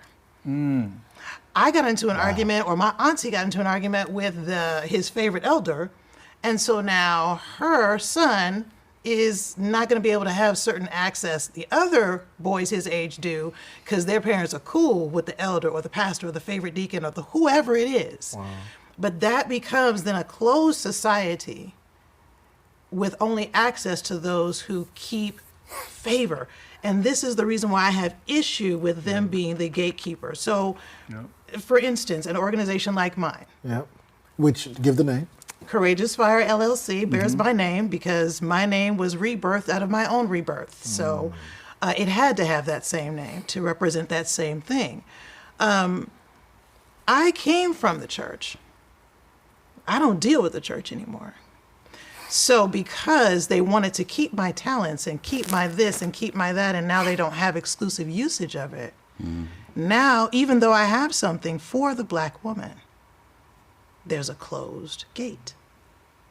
And this tends to happen very, very often with things, unless you're willing to give a little. So, okay, now you were bad. You wouldn't do this that we wanted. You didn't do that we said. How are you going to make it up to me? And then I'll let you back in. Yeah. And you know what? You touched on it. I think even just the dynamic that you explained is why I think you've seen the large exodus of people 35 and under from the church. Is you don't have the resources or anything I really need in the first place to complete anything. You know what I mean? Then on top of it, you add that. There is no point. And I think that's what I was without outright being the one to come out and say it. It's like that's a dead situation because the church has misused its power against young blacks for so long that it's not that's not an option. That's why I mean it's like, yo, we have to find ways, just like you said with the school, there has to be another option where we take the power out of the people who have been abusing the power. There has to be, and that's what there my has concern, to be. And that's what the problem is. It's like it yes. can't just be, well, your local church has been the solution. Martin Luther King went to the church. You should go to the church. That's not the solution. And it can't just be the school because that's the same place that's the pipeline exists. Yes. There has to be another place, and that's yes. And that power and those answers lie with us. Everybody sitting around this table, everybody out there listening, watching, the power lies with us. I keep going back to, and it's not necessarily 2020, but this whole, I guess it's not really a moment, this time that we're in. It is an uprising, and it is an uprising at the deepest level. Absolutely. For sure. It is an uprising. Globally historical in this sense. This is an uprising. Yeah. I want to ask you. Go for it. I want everybody to kind of chime in. 2020 has been a crazy year. Yes. Right? Like, if somebody told me that there was a half chicken, half goat standing outside clapping right now, I I would believe it. How do we do Right? that? Like, oh man, it's 2020. Yep. Hey, Goes Kanye's running for president. So, did that on purpose. And yo, Kanye, people will respond so we can interview y'all for November 1st. All right. Did that on purpose. You knew it. Yeah. So I want to kind of go around. I want to kind of go around. So, because obviously, so we mentioned in the last segment what was happening to people mentally when that storm came through. Started to happen to people physically. Like literally, you had been forced into your home because of COVID-19. You was already feeling mentally drained, and now all of a sudden, literally, your living room walls are caving in. The storm come through, take your roof off, the tree comes down, and it's crazy. Why do you think people at this time, as we've been talking about in 2020, should take a step back in this moment and say, yo, I didn't really think I had anything going on, but maybe I should check? I can't really give anyone advice. I can say for me personally, Rob, like me personally, like I'm a business owner, I do all this extra shit. It's easy to, especially in terms of mental health, and that's where the point of you taking care of it from birth. It's easy to make the assumption that, yo, I'm good. I can take my shirt off. I got a 6-pack. I got money. I can travel. I must be in good mental health. You know what I'm saying? Like my sex is good. I can get women to smile at me. I must be great. I think, and especially with everything going on in 2020,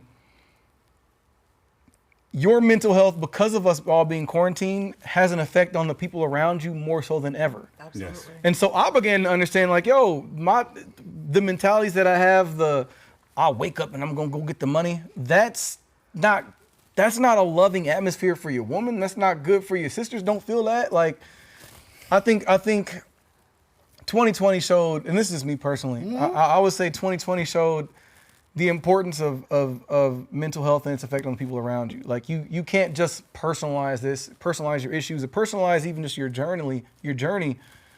It has to be something that I would just say that that's personally for me. I say that I think that's for young black men my age, our age, that's something that we go through a lot, is where it's like, yo, I can't show you my weakness. I can't show you the times where I took the L and how it's affecting me. So I can only show you the strength. Now, the strength you're afraid of, the strength makes me dangerous to you. You know what I mean? Like that creates a chasm of issues. And I think, especially for young black men, just addressing that. Yeah. Anybody? Not so. I'm not really sure what was the question that you threw out, because my brain is kind of swirling. It was, 2020's been crazy. For somebody who's like, I'm good. Like I'm good. Why should people take a step back? Like, we're having this panel. People like you all are here and we're asking, like, why should people take a step back and really say, okay, am I really good? Because we should challenge what being okay Ooh, really yeah, because means. okay That's looks. thank you. What a dope way to say all that I just said in one. Yo, Jessica.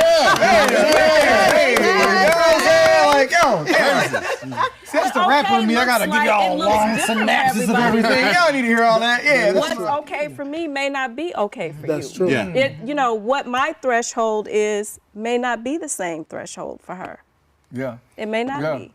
Yeah. Well, I think a lady in a group that I was facilitating just this past week said it the best when we were all unpacking different things, and black women learning how to and women of color in that particular group, learning how to take care of themselves mentally, because these women were all working at the front lines of domestic violence in some way or other. So it's like, okay, how do you take care of yourself? And every single person's first, knee-jerk response is, I'm going to find a great distraction. But distraction is not enough. And to your question, that's what I would say. Have you, look at what you've been doing for self-care. Is it all distraction? Because if all you're doing is escaping, in quarantine, you can't just escape. You literally have to find ways to fill up, to repair what's being broken down. If you're not doing any repair work and it's all distraction work, at some point you're going to hit that wall. And when you do, you're going to be at home surrounded by your loved ones, and they're going to feel the explosions of every single thing you encounter. So for you and for them, look at what you've been doing and be honest with yourself. How much am I truly repairing, restoring, filling up? And if all I have are distractions, I need to look at that because I'm going to hit something. We also have to look at what our expression of trauma looks like. Yeah. For that's a great point, actually. Yeah. A lot of people think, it's going to be, you're just going to, pardon my language, lose your mind one day, or you're just gonna forget, or but I had to learn that a lot of things that go with social anxiety disorder, for example, is you may break out in hives. So you may be thinking, I just have severe allergies, and no, you're stressed out to the point where your body is physically attacking itself. Or I didn't know, because I never had a panic attack, I didn't know I was having panic attacks. Or you might think, look, I just don't want to go outside because it's I almost cursed out. But because it's a mess outside, But my anxiety had manifested into a mild agoraphobia. So a lot of what we think mental health issues look like, or what are healthy responses to trauma, I'll say that, aren't even what we think they are. And I had to go through it to have that insight. I would not wish for anybody to do that. But asking ourselves, how do I really handle death? How do I really handle when I'm pulled over? Learning yourself. Yeah. Okay. That's a huge. I know we could honestly, we could keep going. We we keep going forever on this subject. We could probably add another 2 my hours. God, it's It's already 6:55. My goodness. Oh my Yeah. God. I just wanted to say one thing about that with what we were all talking about here. And Courageous and I were kind of talking about this before. That, I enjoy working out every day. It is one of the things that I do to work on myself physically. I know there are a lot of people out there who also enjoy running or yoga or on diets. So we're working on our physical health every day. Why wouldn't we make sure that we're working on our mental health every day? Because you know what happens when I work on my physical health every day?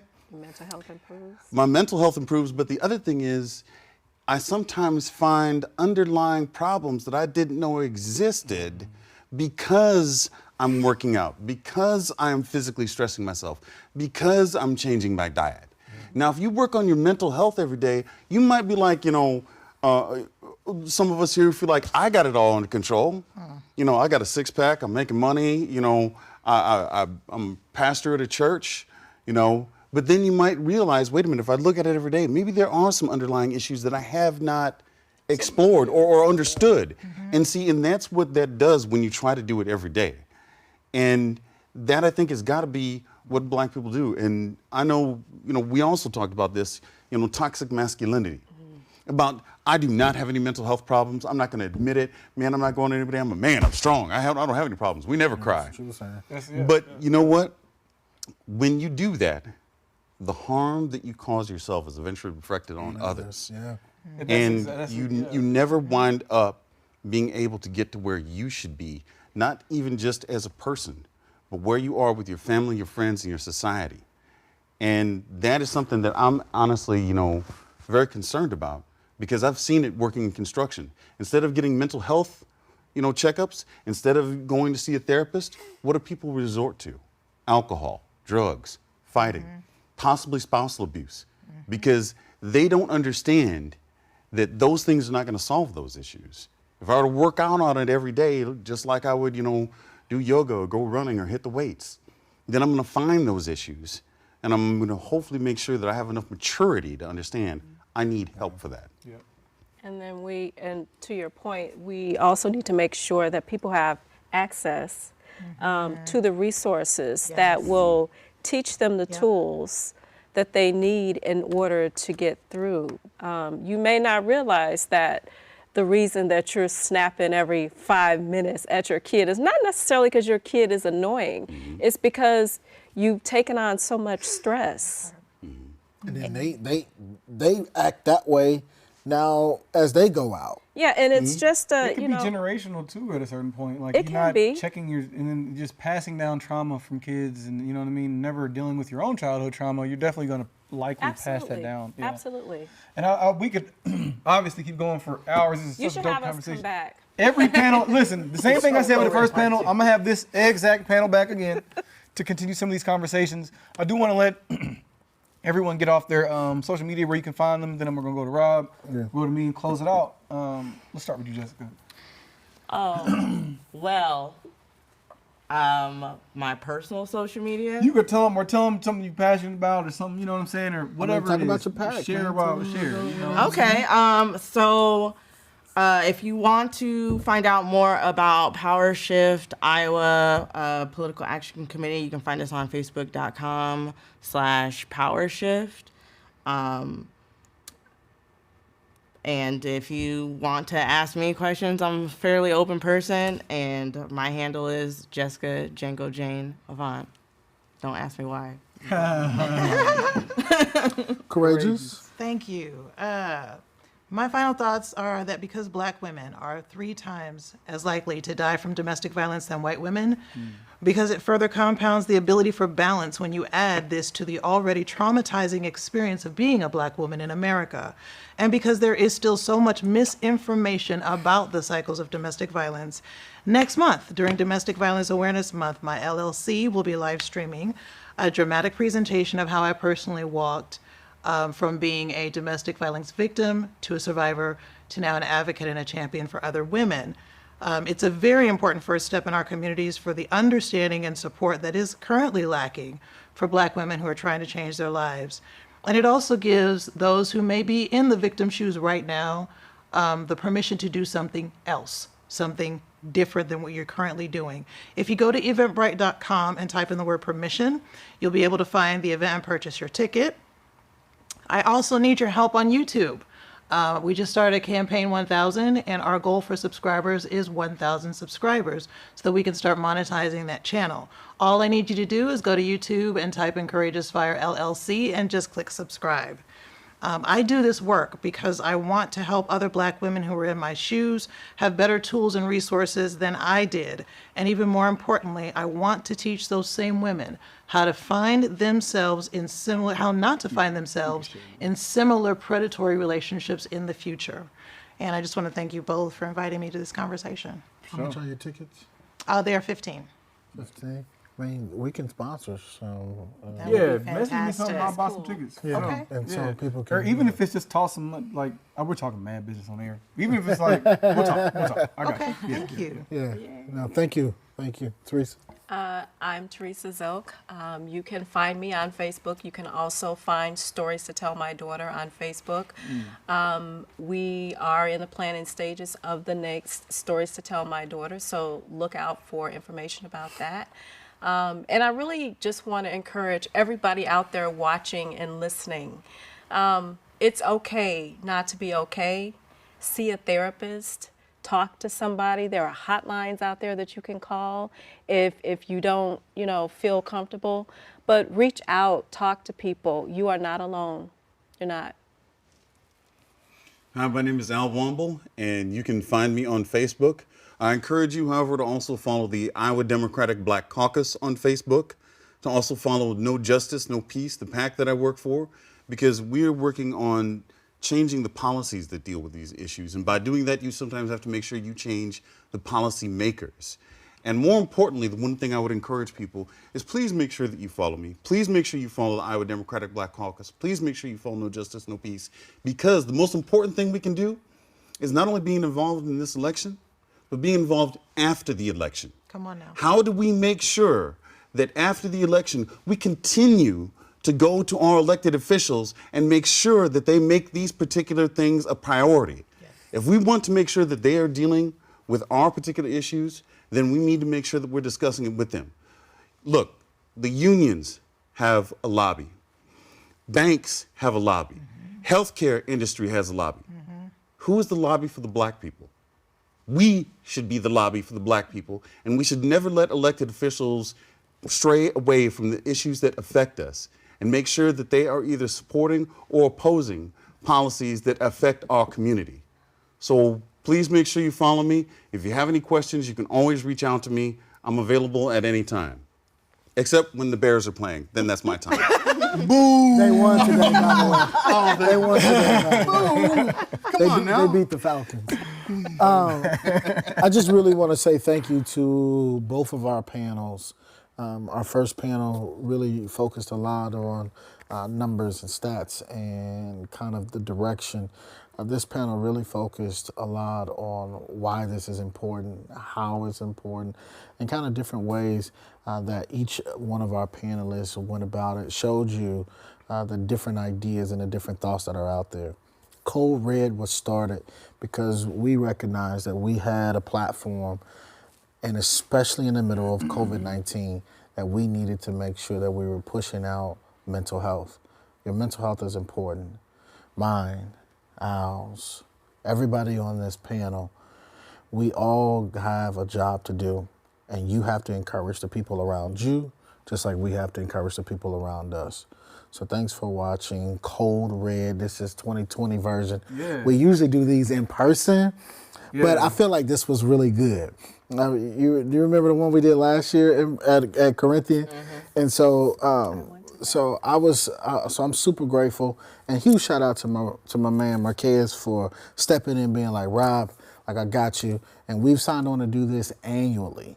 And so this is going to be an annual conversation where we're going to be talking about mental health every single year, because it's not going anywhere. And to piggyback on that, if that's a part of what this movement is about, is us being able to provide a voice for ourselves. We should be able to come on Round Talk and say what we want to, unfiltered, and disagree and come away from the table and work together. Yep. You know what I mean? And I think that's the energy that trying to facilitate here. I want to thank everyone for tuning into this. everyone that was a part of the first 6 episodes of this show where we were still figuring out, but y'all are still tuning in 5, 6, 7,000 people an episode. I appreciate that. Now at that point, we're moving into season 2. I want you all to just stay tuned for November 1st. We're going to be broadcast live on ABC for the Presidential Forum, the Black America Forum, and for our events coming up in October, celebrating black music, black musicians, and trying to keep alive a lot of the black venues around town that are dying. And let's just keep these conversations going. If you're looking to get involved, visit blackamericaforum.org or drop your email or contact in the description. We'll hit you up. But other than that, this has been the season 2 premiere of Sunday Supper. We kicked it off right. Yo, and shouts to all the black owners, creators, therapists, anything. This is what this energy is. We starting it back up. We can't let them burn us out twice. Let's do it. All right, let's go. Sunday Supper. Thank you. Obviously, the anger, the hostility, the bitterness,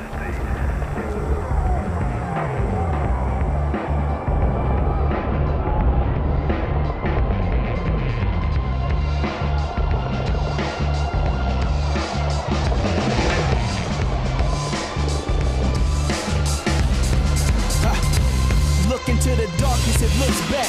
Best high in the hood since cook crack. See, that's